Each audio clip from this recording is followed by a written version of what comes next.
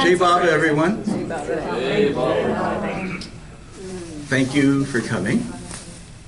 So today I'm going to talk about AI, artificial intelligence, and the new humanity.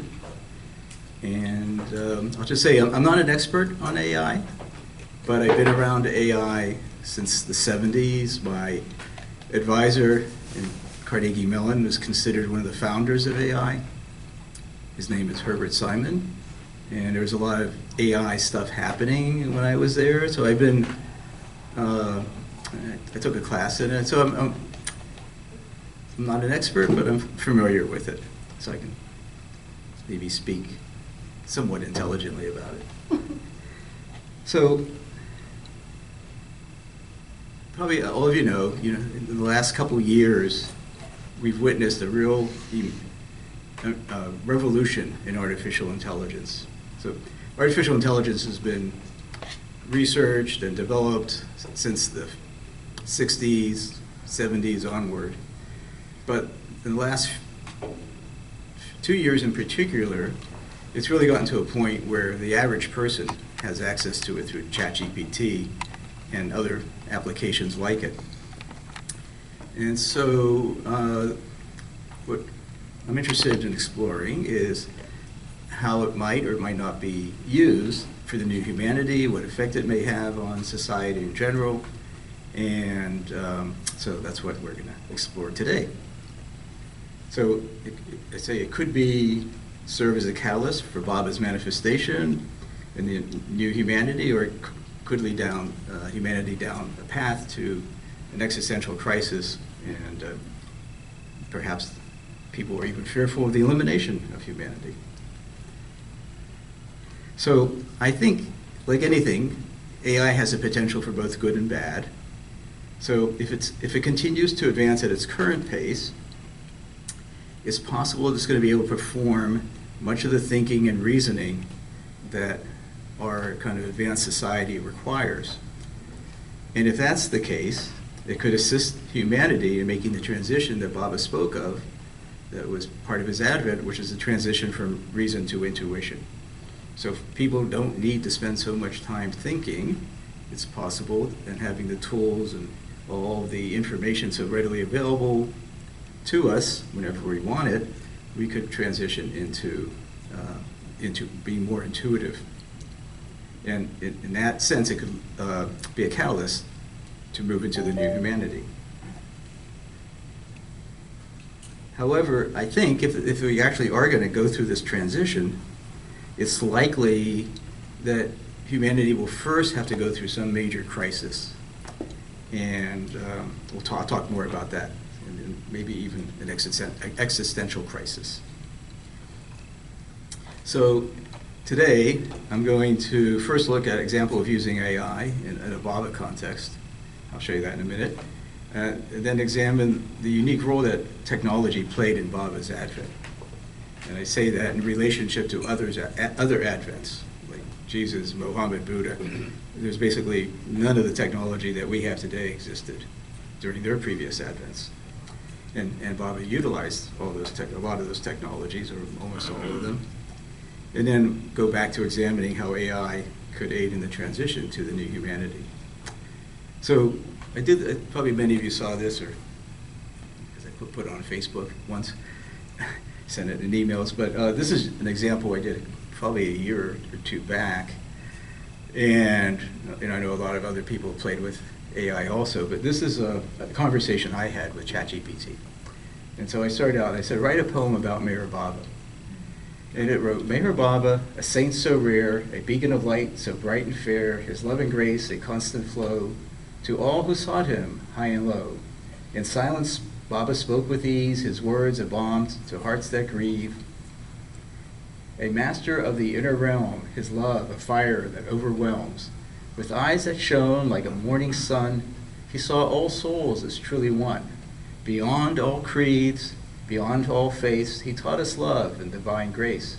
His life a testament to the truth that God is love and love is proof of a life well lived and a heart so pure that touches souls forevermore. Meher Baba, a name so dear, whose love and grace we hold so near. Forever in our hearts he'll stay, guiding us through life's winding way. Which, yes. Can I ask, was that the first poem it gave you? I Or did think, you yeah, try I it think a it few was. times? Yeah, no, I think that was the first. How long did it take? 10 seconds. Oh, just like that. Yeah. So, I know I have friends who are poets, and they'll say, well, this is not real poetry.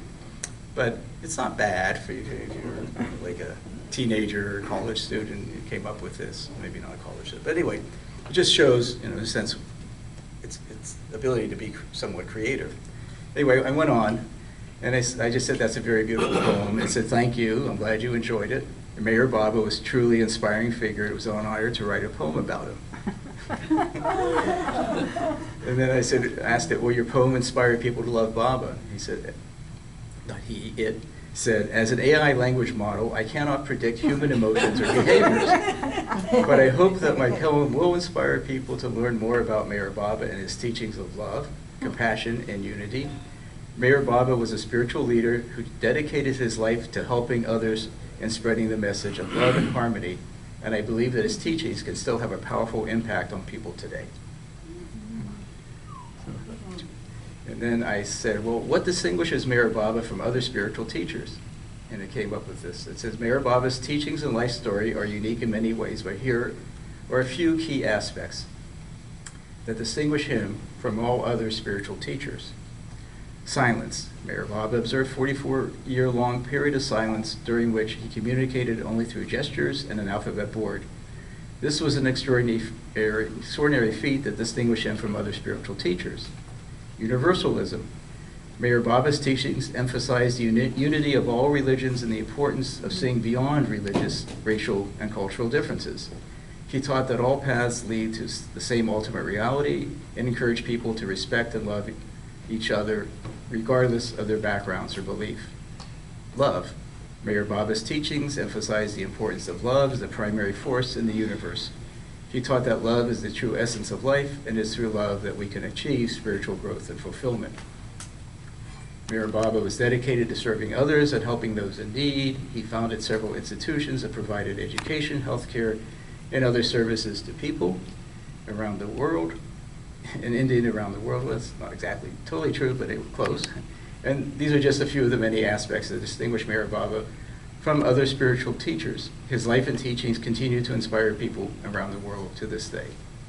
And it goes on, but we'll move on. Yeah, it's quite remarkable. And again, this is like last year's technology. It's improved since then. So, yeah. Do these AIs, do they have morals? Because he's like kind of saying that love is a good thing, I mean, Yeah. it sounds like he's moral, and I didn't think computers were moral. Well, that's a good question, and I think that's something that people are going to be debating, and we'll get into that a little bit more perhaps, but I would say basically what they have the ability to do right now is to see what other people, not other people, but what people have said, people have written, and to incorporate all that, and then to synthesize that, and then to intelligently put it together.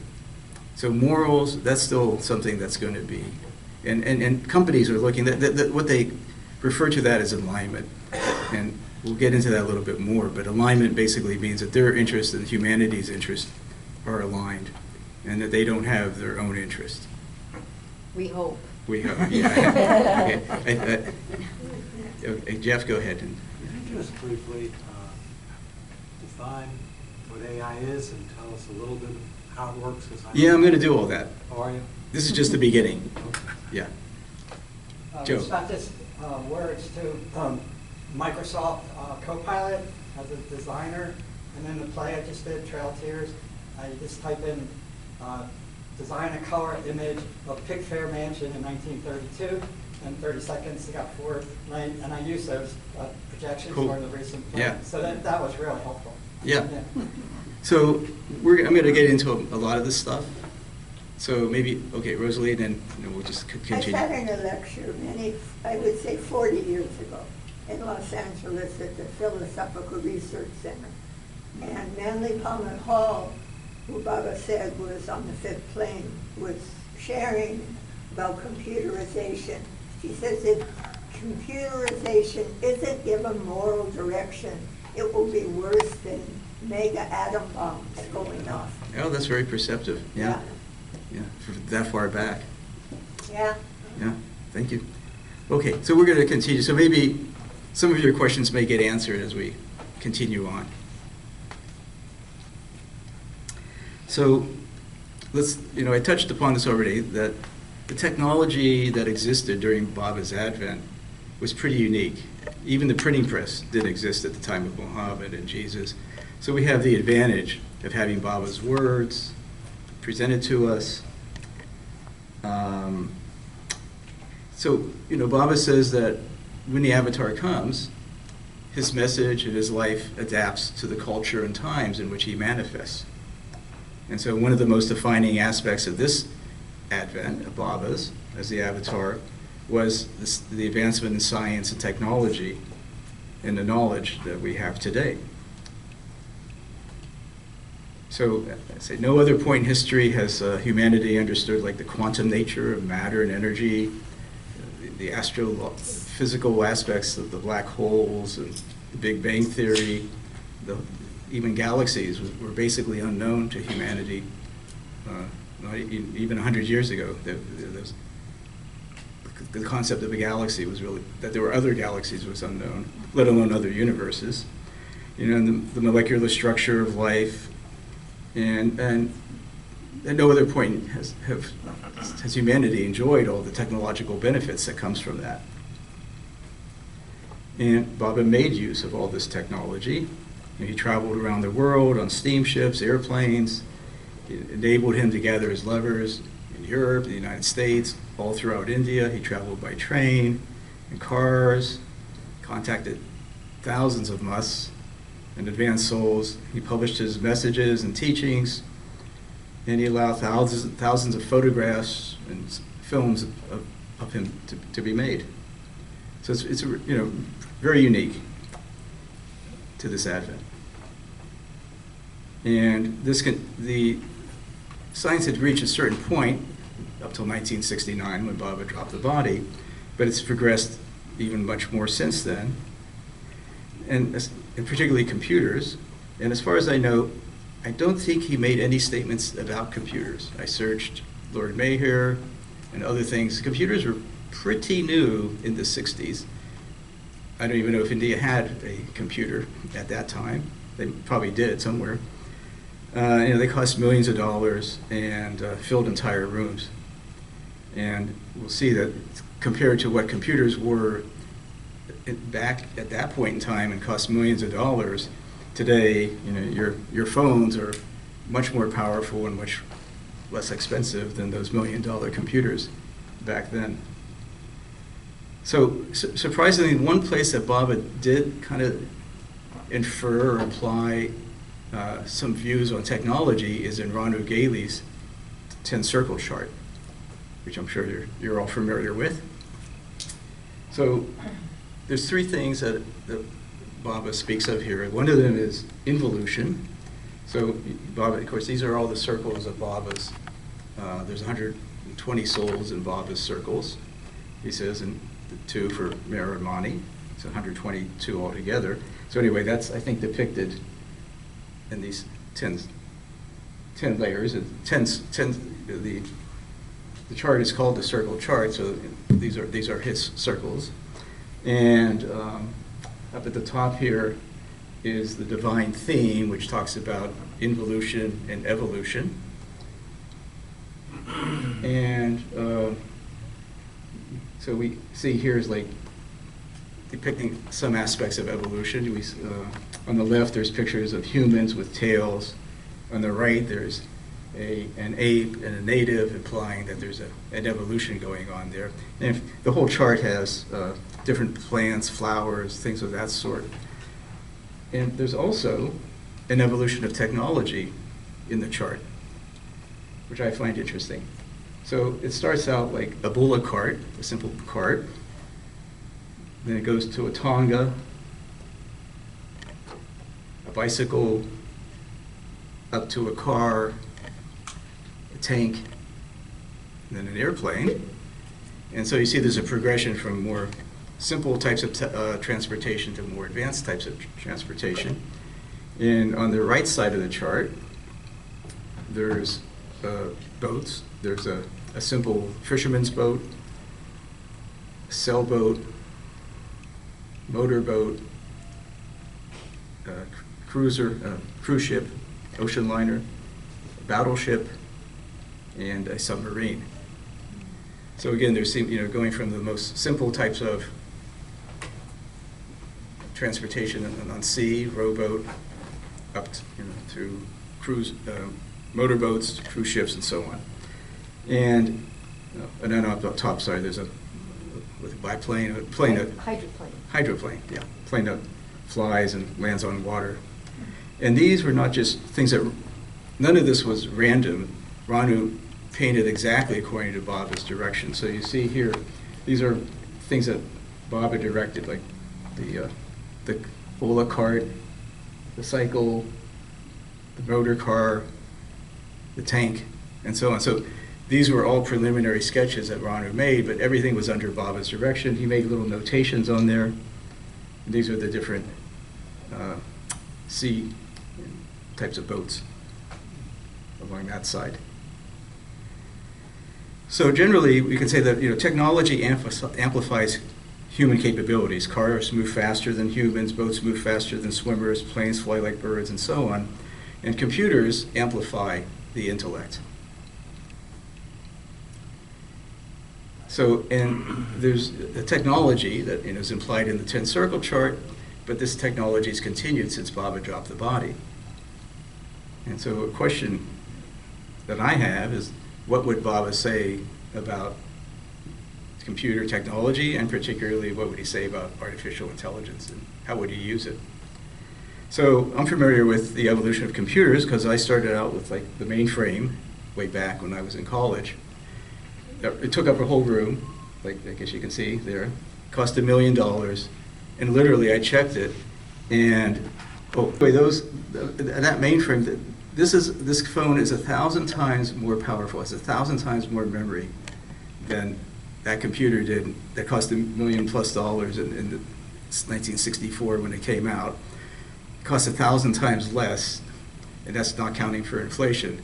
So you're getting a 1,000,000-fold increase in what we call computer power since 1964. It's easier to use too. Yes, yeah, much easier. So in my experience, I saw the mainframe computer, then what was called the mini computer, which were much less expensive and didn't have quite the power of a mainframe, but it was accessible and easy to use. And then came the mini personal computer, which all of you probably own now, and then eventually the phone came about. And likewise, there's also an evolution in software, particularly networking software. So initially, these big, expensive computers, because they were so expensive, they had something called timeshare. You have like 10, 20, 30 people all using one of these mainframes at the same time. And then eventually with the mini computer, they were small enough so that an office could have a mini computer. You could have like 10 or 20 people working on it simultaneously or linking them together in what was called a local area network. Then eventually what's called wide area networks developed, where a whole corporation could be connected together throughout the country, even throughout the world. So that was another type of advanced networking. And eventually the internet developed out of all this other type of networking. And now anybody in the world can use the internet and connect to anything in the world. And out of the internet, the AI chatbot came, and we'll see how important the internet was to the development of the AI that goes into the chatbots. Then the other types of devices that actually enter into AI, surprisingly, is the video game consoles, and we'll see. I'll show why that was important. And now virtual reality goggles, which are just beginning to come into play. So what allowed for AI to happen was a convergence of these three technologies. One was there was a development of new type of algorithms. And algorithms are like programs, they're the way things are put together. So initially, artificial intelligence has gone through different stages. And originally, I won't get into all of it, the newest thing that has a way of thinking about artificial intelligence is called deep neural networks. We'll see that they resemble how human brains work in a sense. And around 2007, there was a major advancement that occurred in the development of these new types of neural networks. Neural networks at one point were in disfavor with the computer science world because they were not very successful for decades. But until 2007, things were revolutionized, and what allowed it to happen was a new algorithm, a way of putting this together. The internet, which allowed for the training, because these neural networks require training on millions and millions of pieces of information. So if you're trying to do that without the internet, you'd have to go to a library or something and just get all that information and type it all in, or get photographs and scan all of them. With the internet, that's all there, and it was Wikipedia and all these things were just available to it. So that was one of the things that allowed for the development of this new type of AI. And surprisingly, the other was the chips that go into video game consoles, because these chips are made to crunch numbers very quickly. To get the action on a computer screen in a video game is very fast, and to have that type of what they call real-time display action, you needed chips that could crunch the numbers very quickly. That's what NVIDIA, if you've heard of NVIDIA, their stock, they're one of the most valuable company in the world right now. They started out making chips for video games. It happened that people realized that they were good for AI, and so now they're the premier company for artificial intelligence. So anyway, these three technologies converged and allowed for what the chatbots that we're familiar with, and the other forms of AI that have come about. So anyway, what is artificial intelligence? So just a few examples are like, well, as I mentioned, my advisor in college said that, who was a founder in AI, he predicted back in the 50s that a computer would be able to beat any chess master in the world. And he said in 10 years. So that was in 1956. He was wrong. It didn't happen in 10 years, but it did eventually happen by the 1990s. And again, what was needed was more advanced computer hardware that was faster, bigger, and so on. More research into how to design a chess program. Actually, when I was at Carnegie Mellon, there was one guy who was doing all his research just in making a computer AI play chess. Another example was AlphaFold, which is a program that can determine how proteins fold. And it's really remarkable what they've done. So it's not difficult to figure out the chemical structure of a protein, so many carbon atoms, so many hydrogen atoms, oxygen atoms, and so on. The difficult thing is figuring out how it folds together, because how it folds determines how it interacts with other proteins, because they have to fit together, and their folding determines how they're going to actually work or not work. And what I've read is that previously it would take a graduate student who's getting his PhD, his whole PhD time, to figure out one folding of one particular protein. DeepMind, who is now owned by Google, wrote software using AI and was able to figure out how proteins fold, basically. And they got like to 100,000. They would test 100,000 of them, and they figured they were pretty accurate, and they got more accurate. Anyway, I think they figured out how every possible protein folds. There's like 100 million proteins in their database now, showing how it folds. So this is something that... The word is what? Fold? F-O-L-D. Yeah, how it folds together, right, yeah. Yeah. And so here, it would take one graduate student getting a PhD 4 years to figure out one, and AlphaFold has figured out 100 million. And so this is being used in pharmaceutical companies now to develop new types of pharmaceutical drugs and so on. So that's another example. And of course, chatbots, with like the one that that wrote the poem, and probably many of you have played with. So, some other interesting things is, ChatGPT can pass the bar exam, can create, as Joe said, can create photorealistic pictures and videos just based upon written descriptions, create poems, stories, art, etc. So, the question is, what role may AI play, and will it lead humanity down a path to an existential crisis or even extinction? Or might it serve as a catalyst for Bob's manifestation and the emergence of a new humanity? So first of all, now how does AI work? So it's really kind of very similar to, in a sense, how neurons in the brain function. So this is a neuron, and it has incoming electric signals coming into what's called dendrites. And then there's one outgoing electric signal called an axon. And there's a synapse.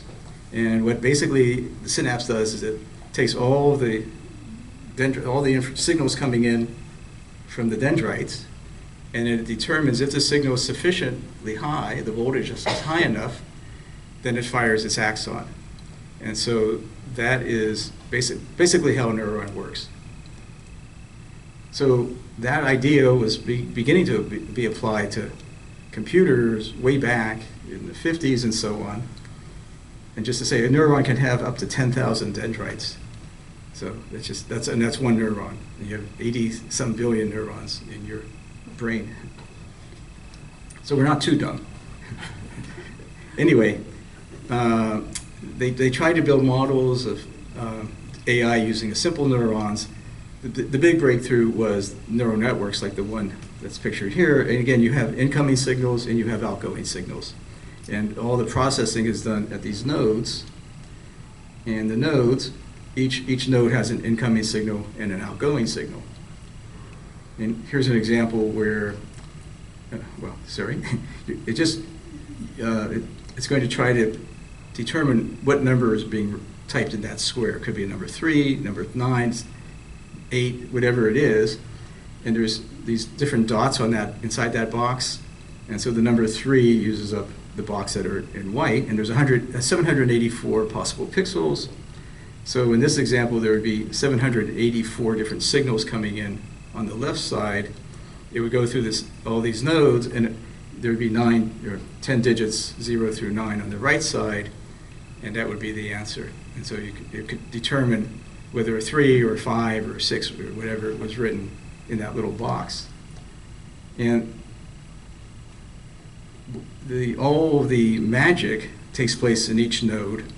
First of all, each node, as you see, is connected to in this type of AI, it's connected to all of the nodes on the incoming side. So every node, like the one I'm pointing to there, is connected to all the ones on the left-hand side, and it's also connected to all the ones going out on the right-hand. So there's level 1, level 2. So level 1 is, each node in level 1 is connected to every node in level 0, the input level, and it's also connected to every node in level 2.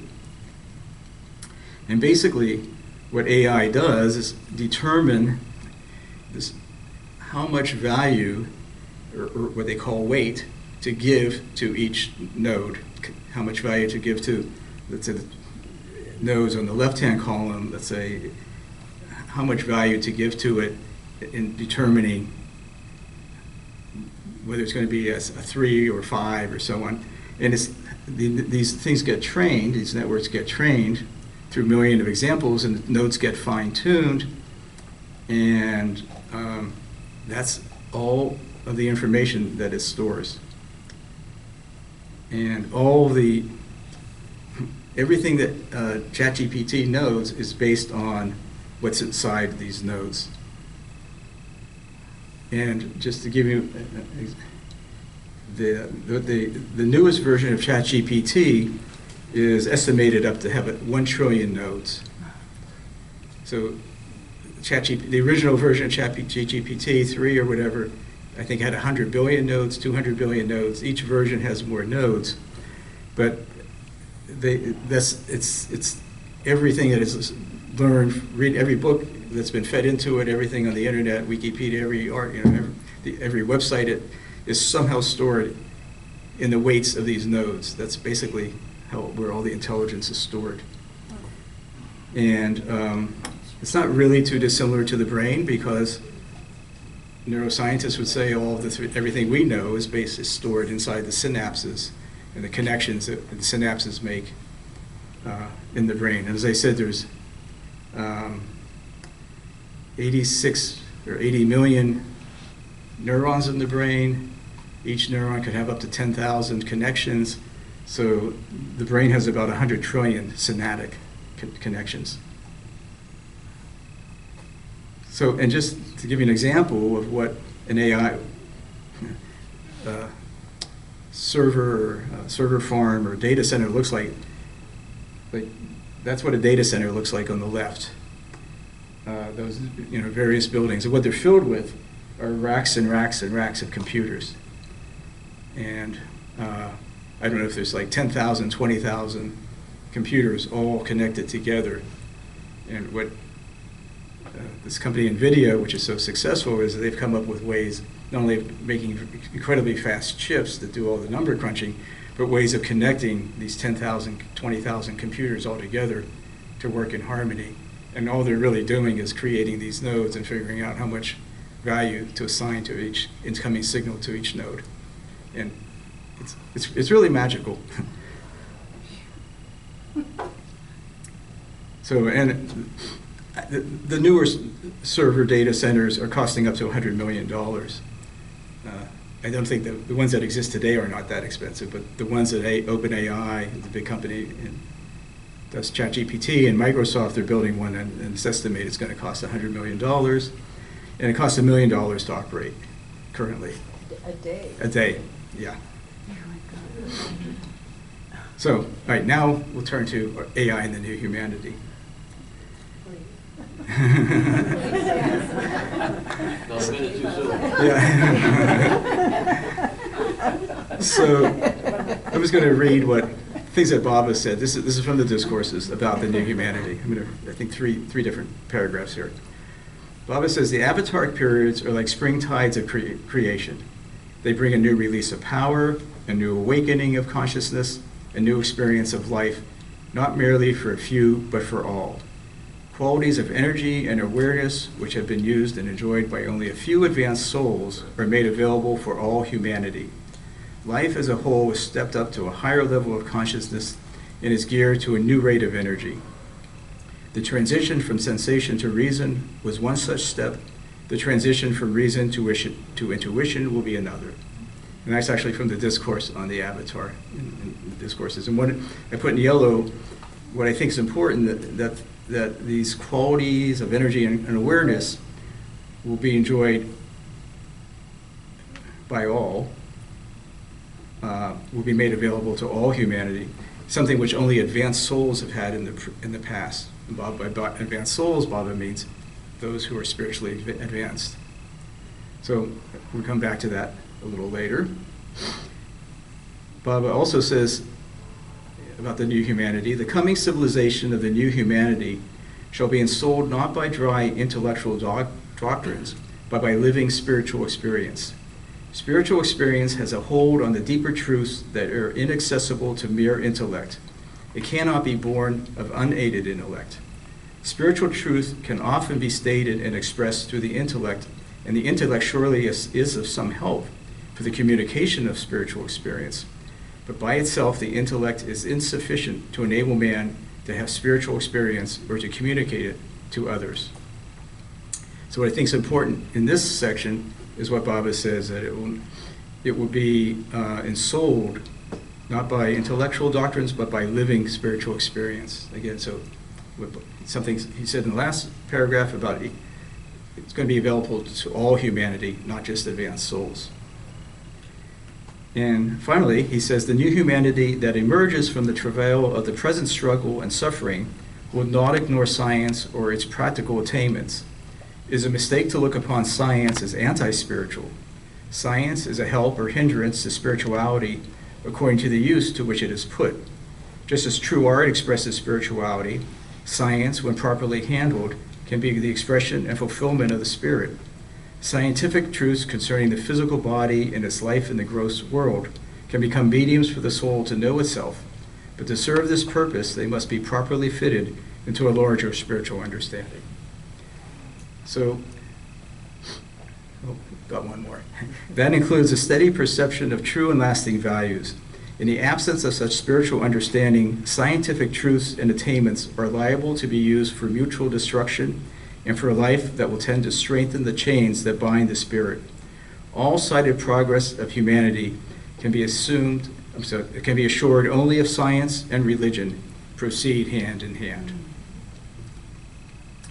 So the three takeaways or three aspects of the new humanity that I gleaned from those few paragraphs there is that there's this transition from reason to intuition that Baba said is going to take place, that science and religion must proceed hand in hand, and that the new humanity will be ensouled by living spiritual experience which will be available to all humanity.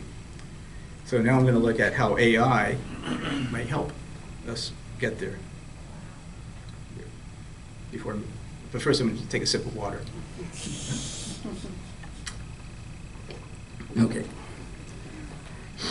Okay, so the first one, the transition from reason to intuition. Intuition, a dictionary definition, is the ability to understand something without the need for conscious reasoning. Okay, the ability to understand something without the need for conscious reasoning. So if AI is likely to replace the need for much of the reasoning that humans do now, it's likely to allow intuition to emerge. Example, like learning will no longer require the need for memorization, as information on any subject will be immediately available. And it kind of already is through Google and other searches, and now searches are being aided by AI, so it's even moving further along. And there's no longer a need to click links and surf through a bunch of websites. Now AI immediately explains in a conversational style what one wants to know. Oops, the note got chopped off there. And what we talked about previously was what AI is able to do is like to create photorealistic images and videos simply based upon textual descriptions. Visualizing require less reasoning, and so presenting information visually can be a much more effective way of communicating. And textbooks and so on could be made much more visual through the use of AI. Even if you're not an artist, AI will create the images for you.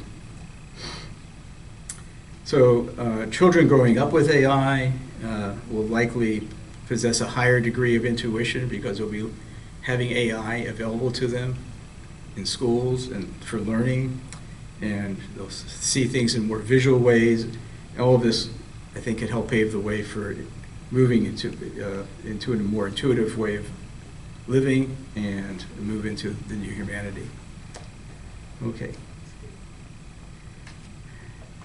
I just want to give one caveat, too, is that, before we get onto this slide, is that although all of this is based on the premise that AI is going to continue advancing, but as I said, I've witnessed AI over several decades, and it has made some major advances, and then nothing happens.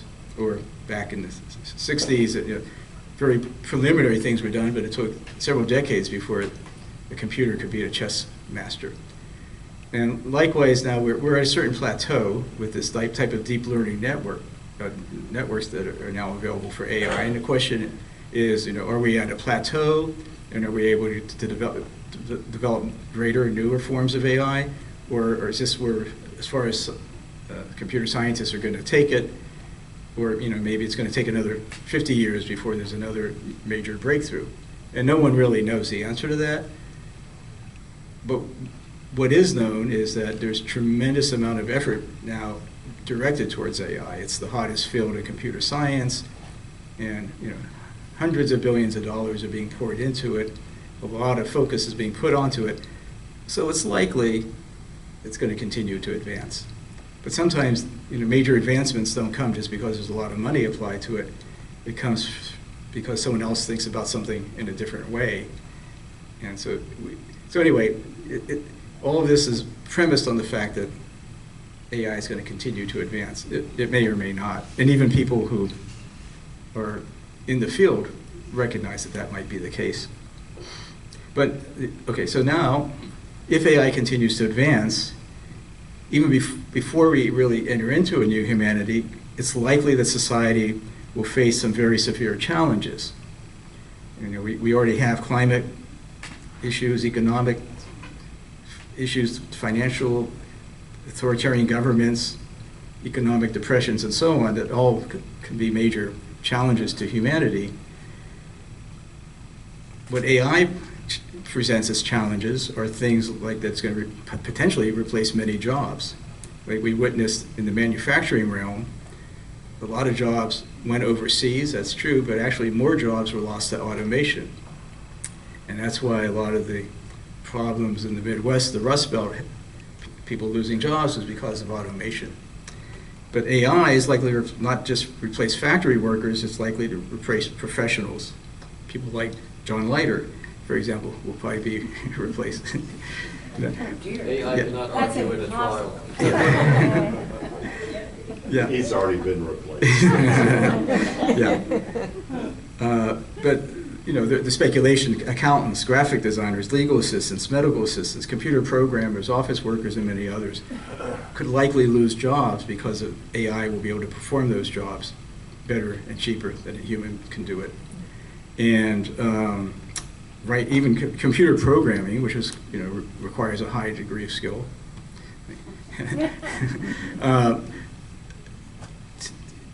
Programmers now use a thing called Copilot that can write code for them, and it makes them 10 times more productive. Does that mean that 1 out of 10 people will lose their jobs? It might be, but anyway, it's being used. Of course, it's like people in technology are probably the first people to adopt it. But from what I understand, it's actually really good at writing code, looking for bugs, and so it can have a tremendous impact on the profession. Can it reproduce itself, though? I mean, somebody's got to take care of the computer, right? Who watches the watchman? Yeah, right. So it's still made out of materials. Yeah, right. Well, I'm just saying it can replace jobs. I'm not saying the computer is going to come in and say, "Get out here now. I'm taking over." I'm saying employers will not need to hire so many people if one person can do the job of what 5 people used to do. So it's going to could replace people's jobs. It increases productivity. Increases productivity, right? So, the other type of challenge that it presents to humanity is if it can produce a better article than a writer, or a better picture than an artist, better music than a composer, better theories than a scientist, humanity will be forced to consider the value of the intellect. Right now, we prize ourselves on having the intellect. That's the thing, the distinguishing characteristic of a human being. But if a computer can do it better than humans can do it, then people lose their jobs because of that. People will begin going through this deep questioning: what value am I? Force people to ask, what can I do that a machine can't do? What can I do that has value? What value does a human being have? And again, all this is predicated on the fact that AI continues to advance. So if it does, so there's a deep existential questioning will force people to reevaluate what it means to be a human. And humanity will be forced to realize, this is my belief, that what differentiates people from intelligent machines are the fact that we have souls, we have consciousness, and the ability to love, which AI, which I believe no matter how well developed or how advanced, will never possess. So it kind of will force people to realize the spiritual value of being human as opposed to the intellectual capabilities that distinguish us as being human. So if it all happens, humanity will experience great suffering. And what Baba says is that great suffering awakens great understanding. Supreme suffering fulfills its purpose and yields its true significance when it awakens an exhausted humanity and stirs within it a genuine longing for real understanding. Unprecedented suffering leads to unprecedented spiritual growth. The present chaos and destruction will engulf the whole world, but in the future, this will be followed by a very long period in which there shall be no war. And this is, of course, very much part of the new humanity, this long period where humanity lives in peace, harmony, and so on. Okay, so that's one of the aspects of the three, the transition from reason to intuition. The second is this notion of science and religion proceeding hand in hand, which Baba spoke of. That's something that I'm interested in, and I've written a book about how Baba's cosmology can unite with general relativity, quantum mechanics. I gave a presentation that's on the right there recently at a Science of Consciousness conference. So I'm working towards bridging science and spirituality. I'm not going to go into that today, but The book's for sale in the back. I'm sorry? The book is for sale. In the back. Yes, and as I tell people, there's no need to read the book, you just need to buy the book. Start the bullet there. Yeah. So, but other people are also interested in this bridging of science and spirituality. And particularly, I'm going to focus on meditation and the value that medical science has found towards the value of meditation. So this is from just this past month, August issue of Scientific America. And this was written by a professor at Harvard Medical College who is exploring meditation. And so he says, meditation's potential has been demonstrated by numerous contemplative, philosophical, religious, and spiritual traditions that teach as a core element that leads to enlightenment or salvation. Buddhism, Vedic and Hindu practice, Jewish Kabbalism, Islamic Sufism, and shamanism, among others, have all explored meditation in their traditions. Some of them have multi-millennia long histories and encompasses experiences that include states of ecstasy, insights into the nature of the self and the world around us, the cultivation of empathy, and the pursuit of altruistic goals. Such experiences have also reported to sometimes lead to a sense of transcendence. So basically what he's saying, well, we'll continue here. I think he gets into this. Anyway, this is the research program at Harvard and the Mass General Hospital in Cambridge and Boston. And basically what he said also in the article is that science first wanted to see if are there any benefits to meditation. And they discovered, it lowers people's blood pressure, reduces stress, creates an overall better sense of well-being, and so on, and other things. Now they're interested in finding ways to teach people to have these what he calls more advanced states of experiences in meditation. And to do that, they're studying the brain to see what happens when experienced Tibetan monks, for example, reach higher states of consciousness, and what goes on in the brain during those times. So that covers science and religion proceeding hand in hand. That's an example of the type of research that's being done. And I'm going to come back to that also. The third aspect of the new humanity Baba spoke about was he says the humanity will be ensouled by living spiritual experience which will be available for all humanity. And so my prediction is that there will be a technological device that guides one into different meditative states. And I believe that will come about through the convergence of three technologies. So one will be biofeedback, one is virtual reality, and one is artificial intelligence. And the three of these will come together in some way to create a device for guided meditation.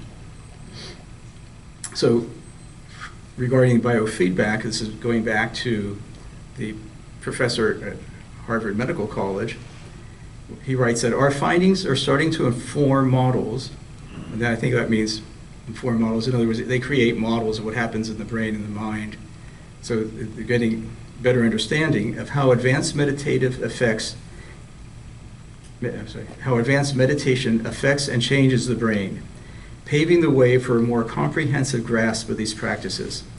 In time, our research may lead to a new generation of mental health intervention that could be as simple as a set of verbal instructions or as technologically sophisticated as neurofeedback or brain stimulation. So their goal is to learn what happens in the brain and then find ways of helping people to achieve these higher meditative states. And one of the ways is through biofeedback. And what biofeedback in this case would be like, EEGs, like this woman very fashionably wearing that device on her head. Okay, so that's biofeedback. So virtual reality, I'm very interested in. Basically, it's really an amazing technology where it takes you to an experience of being somewhere else. And it's the way it works is you have two lenses in front of your eyes, two screens, like TV screens, but they're each about the size of a thumbnail or something.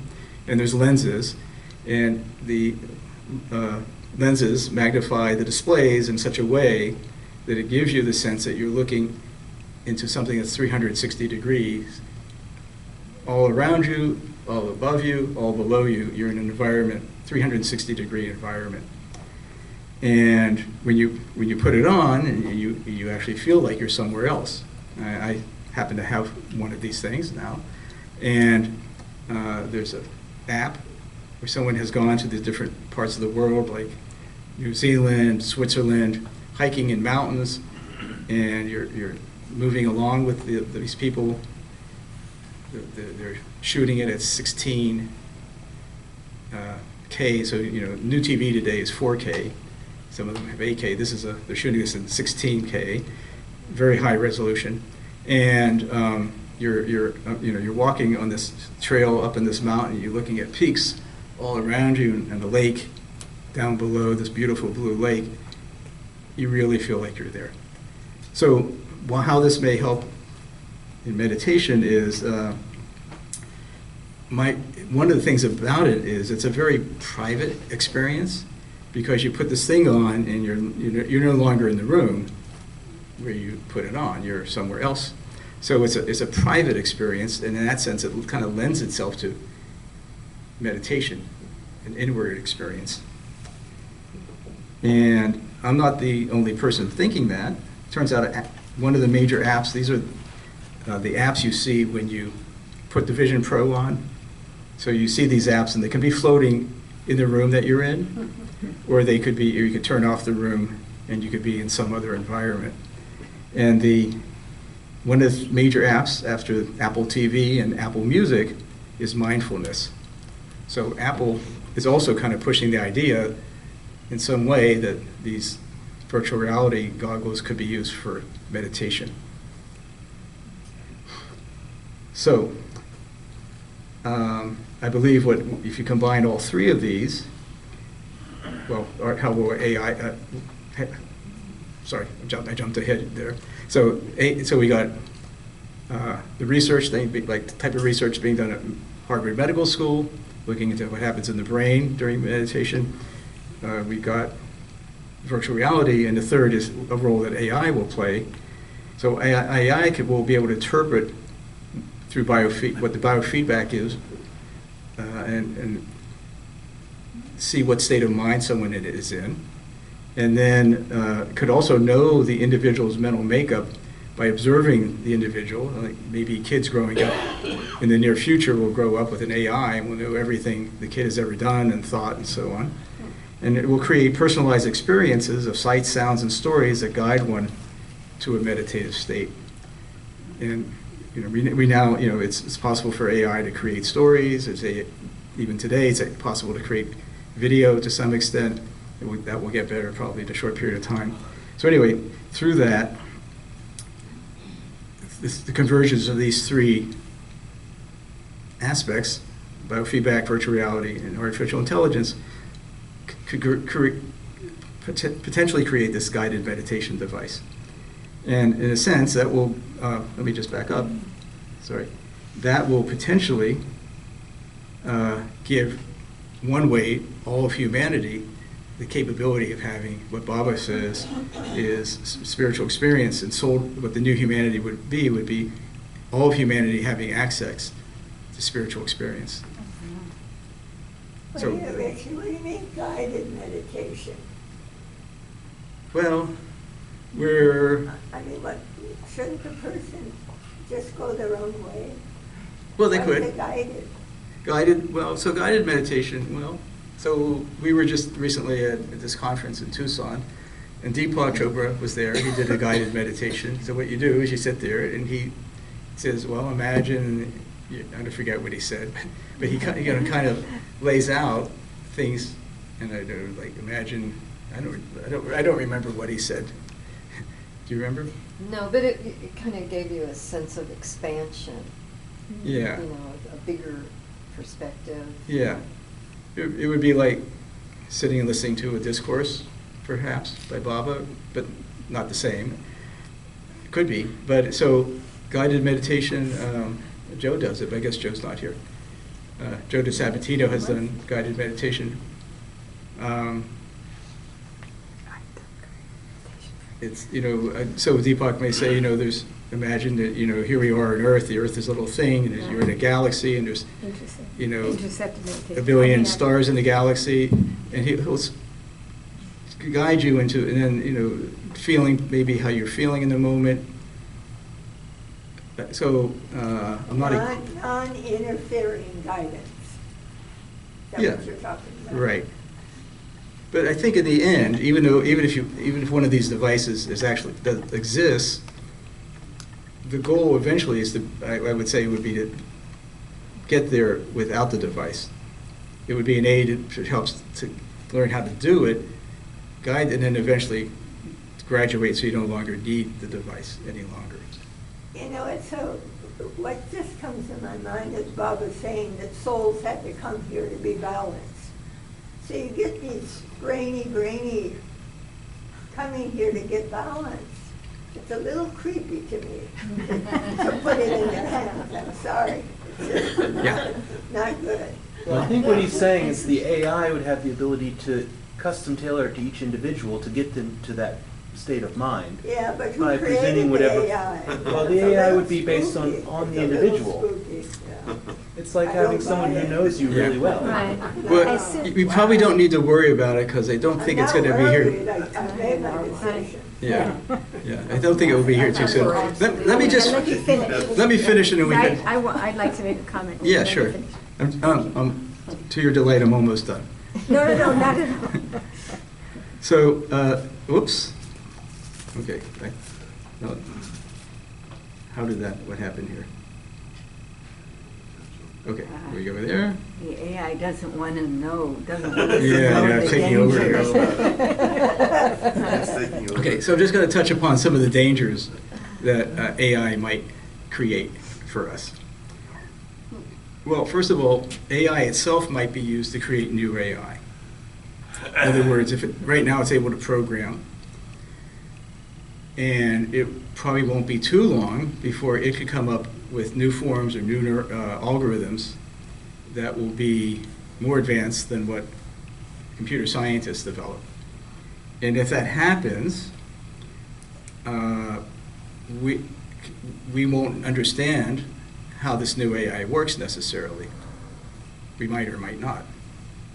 And if our society becomes so dependent on AI, as we are on computers already, and you probably read the news this past weekend about, was it CrowdStrike? CrowdStrike. It's CrowdStrike, software for helping prevent cyber attacks used by major corporations, airlines, and so on. They did an update to improve their software, but nobody really, somehow a bug got into it, and it brought down, airlines, it brought down all banking, and just parts of the country got paralyzed. people were stuck in airports because somebody left a bug in the software that everybody used. So we're already very dependent upon computers. Our whole financial system is dependent upon computers. As AI develops more, if it does, we'll become more dependent upon AI.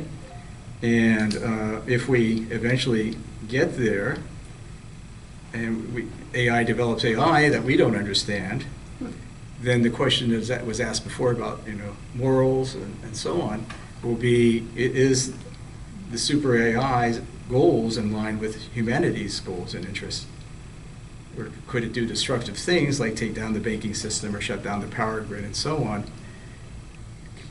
Will it control us, basically, instead of us controlling it? These are concerns, real concerns that real computer scientists have. And then I say, imagine a super AI that knows everything about everything, that it's read every textbook on every subject, every book ever written, every newspaper, magazine, and so on. And I imagine also it knows, everything about you since you were born, and guides, one's education, and teaches them all the subjects, knows what they think and feel. It even guides them into deep meditative experiences and so on. Will humanity worship such a device? Worship an AI? That's one of the potential dangers. And some questions that we need eventually to address in the Baba world is, should we make AI based upon all the books which Baba wrote, all of his messages he gave out and so on, all the other books that people have written about their life with Baba? And the advantage would be that you could go and ask it a question, what did Baba say about this, or where, and so that would seem pretty benign. But, would we want to develop an AI that has like the personality of a Mandali, like Erich, or any of the Mandali? And this is not too far-fetched because Deepak Chopra has created one of himself recently. And you can go to his website and ask Deepak a question. First 5 are free.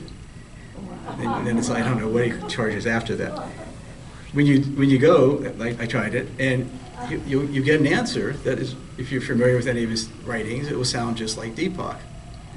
Not only does it read like Deepak, but actually also you can listen to it, and his voice is synthesized, and it sounds just like Deepak answering the question. So the question is, do we, or is in the Baba world, are we going to want to do something similar? So, but to conclude, I'll just say what Babas did say about the new humanity was that it will come into existence through release of love in measureless abundance, and this release of love can come through the spiritual awakening brought about by the perfect masters, not AI. And of course, he then says, the love is essentially self-communicative. Those who do not have it catch it from those who have it.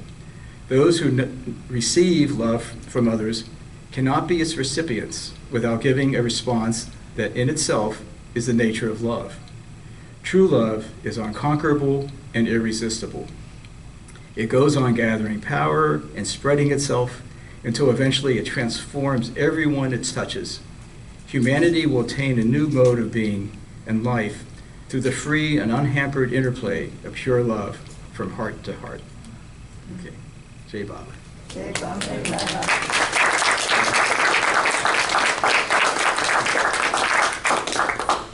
Okay. Questions? Yeah. Okay. Deborah? I don't know if I should go first because I'm going to be the voice of doom and gloom. I'm sorry. First of all, I love your enthusiasm. I think it's the true liberal character to be open to the wonderful intellectual and artistic things that come along. It's a wonderful thing. However, I thought it was interesting when you were talking about unemployment and the examples of people who may be unemployed were mainly college-educated people, technicians, legal assistants. Yeah, but I said that in addition to factory workers. Yes, yeah. What I'm saying is, well, what I'd like to share with you, based on my weekly experience, there's a huge swath of American adults, especially young adults and men, who are currently unemployed. There's a huge swath of American men who do not work. And they do not work because they don't have to in order to eat. They are on some form of disability, or they, their families are supporting them. They manage to survive, and they're not working. And I can tell you right now, they don't sit around and think about what does it mean to be human.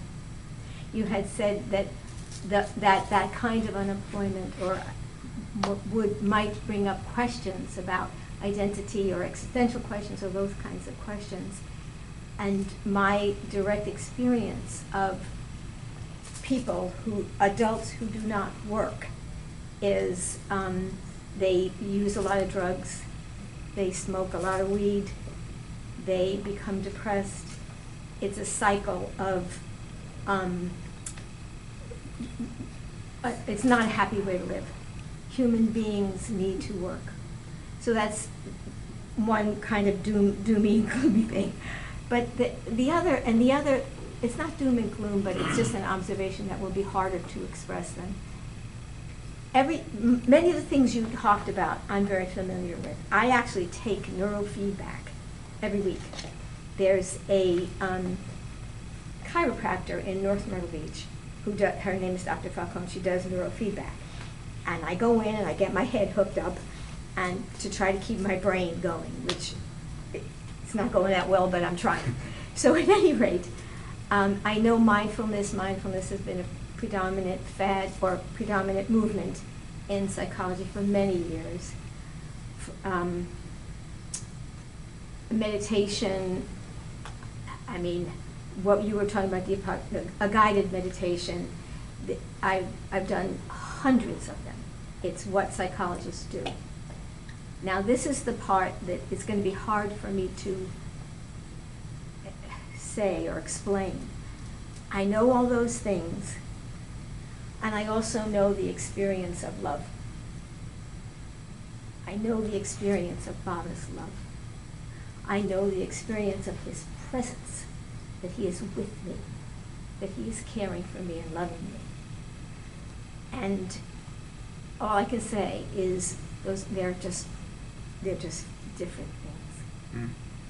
And so I don't know that's all I can say. So whatever the implications of that, they're different. Well, no, I understand what you're saying, and it's the fact that they, have these young men are having this challenges, I guess, is a major issue in our society. I don't have the answer. I mean, of course not. Yeah, but I'm but yeah, and what role this all may play or may not play, who knows? Mm-hmm. Thank you. Yeah, thank you. Kath was first, and then. My question is about the information sources that AI goes to. Yeah. And the process for selection and evaluating. Yeah, that's a problem that right now. Yeah, right now it's pretty indiscriminate in a sense. It just gobbles up everything on the internet, Wikipedia. I think with time, things could get, I know they're working on it, where you more reliable information. And basically it's pretty reliable, but it also, at times, is unreliable. And that's a problem. I think that could be worked. I think that's actually not so difficult to work out compared to other things that they would want to figure out. If you only feed in reputable textbooks, for example, on a subject. So there is a process whereby you had an image up there, a photograph of a facility, mm-hmm. and it had so many thousands of computers in it. Right. So there is a process so that AI doesn't go to Wikipedia instead. No, I don't know about that, but I think the people creating these things are very aware of the problem. Okay. And so I think I don't know what the solution is, but I think that they don't think, what I hear is that's not a major problem. That's going to get better, and it's already gotten better, and will get better with time. Yeah. I was just going to say, to balance what she just said, which I don't disagree with per se, is that every technology, from the printing press to the car to TV, every new technology has been, the devil has placed it into our society. It's gone, so we have to take that with a little bit of that. It's how it's going to be used.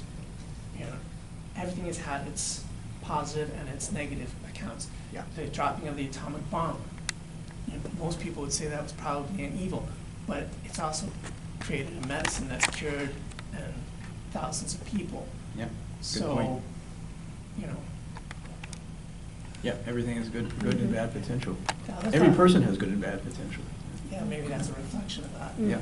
The other thing was is that you were talking about, like, your example is of chess. I grew up in the Fisher-Spassky thing where everyone in my life was obsessed with chess. Computers came along, and it seems to have killed the idea of playing chess anymore. Because why? Because a computer can do up to the human intellect, so why bother doing it? So that's the other problem is will it kill off things like art and painting? Yeah. Because it can do it, that journey of an artist, like Picasso's journey, you know, through the different stages of becoming a painter. AI can do it in 10 seconds. So. Yeah, that's the challenge of what value does what do human beings have? Yeah. Interesting. And I think the answer is human beings have spiritual qualities. We're spiritual beings. John? One observation and one unanswerable question. But in your list of what is new with our avatar compared to the past, you focused on transportation, which is true, but also I would list communication. I mean, starting with the telegraph, but then telephone, television, movies, phones, all the, you know, we've had such an increase in communicational patterns. So that's the observation. The unanswerable question is based on what we were talking about in the beginning and the neural network. In the news recently, there's been a lot of discussion about young people and smartphones and really their addiction to their devices. Yeah. Gaming or and the damage and the damage that's ensued. I'm wondering if it's actually affecting the brain, you know, that's the what neural saying, pathways. part of that research Yeah. had impact on the brain. That is part of this AI phenomenon. I don't know if it's part of AI, but it's as much as texting and smartphones and distractions, and that kids don't have the ability to concentrate as much as previous generations did. So that it's definitely an impact that technology has had, because and they multitask. So they're doing their homework and they're texting and they're maybe playing a video game or listening to some music or whatever, multitasking at the same time. Was there? Okay, we'll come back in a minute. Yeah. A thought occurred to me that Baba did make use of technologies. He had radios, did movies. One thing about movies was that, as opposed to digital, even if you don't have power, you can hold it up to the sun and see the image in a film. I thought it was interesting that evidently you can't, or you can change digital images. You can change photographic images. You can tell if they've been modified. And so all of the records of Baba were in photographic material and things like that. That made a big impression on somebody told me that. But the other thing that I was thinking of, while he made use of technologies, and why we do make use of technologies, Baba never electrified in his lifetime Marizat.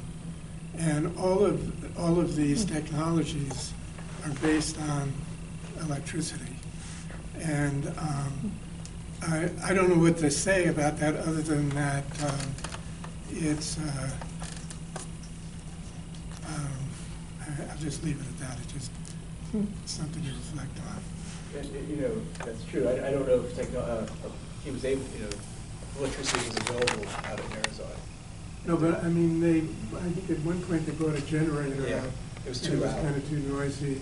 Yeah. I mean, Barucha, Nina Barucha was electrified there about hell, but he resisted doing that. That's what I'm saying. It may have been just because he didn't like the I don't know if he feeling of resisted it. so much as it wasn't available. I mean, yes, they could use a generator, but that was like really noisy. Vicky, that kind of thinking of the electricity factor. Yeah. And I know, for instance, cryptocurrency uses these mega computers to keep them alive, whatever they are. And so I was looking at that picture of the multi-million-dollar, I don't even remember what it was called, but the thing that the AI... Data center? The data center.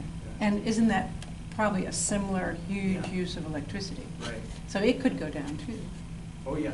And probably does, right. Anyway. Yeah, and companies like Microsoft and OpenAI are looking like, how can we get enough electricity for a next generation of data centers? I mean, they use tremendous amounts, and a lot of it just goes to air conditioning. Because it makes so much heat. A lot of that $1 million, I think, a day is electricity. Oh, yeah, yeah. And a lot of that's for air conditioning. Iceland says it's a great place to build data centers. You don't need the air conditioning. You don't have the air conditioning so much.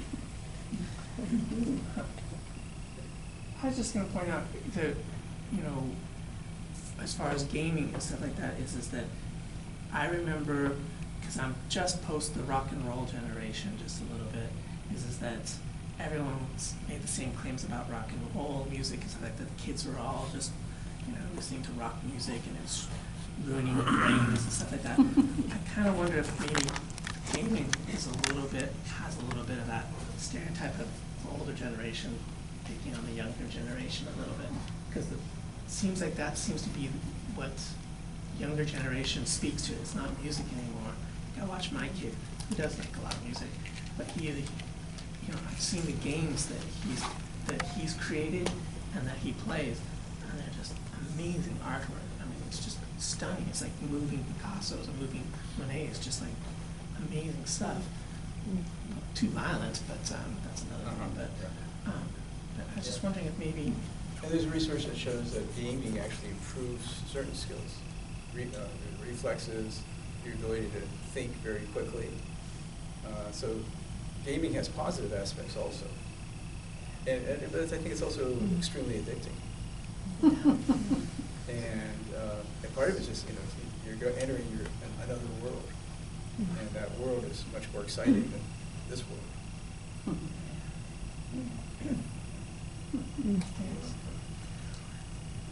Yeah, Rosalie? Mara didn't want a computer. Mara Irani. She was offered a computer. Mara Irani, Baba's beloved. Yeah. And she says she wasn't into machines or, computers, but she said except a car that takes her to the Samadhi. But, and she liked plants, something living, green.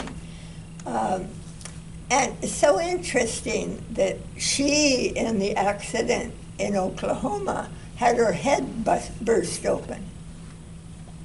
So bad that he didn't, Burleson didn't think she'd make. But I think there's going to be a whole lot of humility that's going to happen in our intellects before we can. And I do want to share this because this speaks to me and spoke for years and years. Rest in me.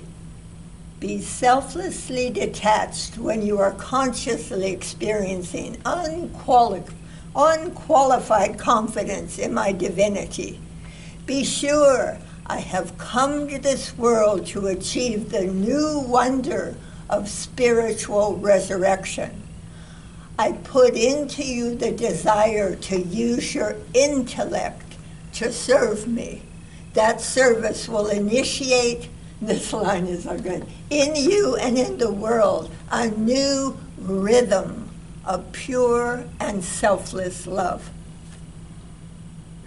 Now, this is Baba speaking to Narina, which then again is like a coming to intuition, you know, because when he first spoke to her way back before she met him in Harmon on Hudson, and she just completely fell at his feet, weeping that she had met him, and she wrote him a letter that's in archives. It said, "Were you the voice I've been hearing? Are you the voice? Are you the voice?" And he wrote back, "Yes, I am that voice. Don't share it. Don't use it now." That was 1931, 32, that first visit to Harmon. You know, so, you know, there's artificial intelligence. You know, it just seems the world is in such a mess of a state. I know Baba's manifesting, and, you know, I just cross my fingers that it's what the mess will evolve to. But, you know, it's, you know, intuition is even a grander leap than from sensation to reason. Because what is the epitome, the mess of reason is worry. And I don't know too many people who aren't worried. Not very many, you know. Anyway, this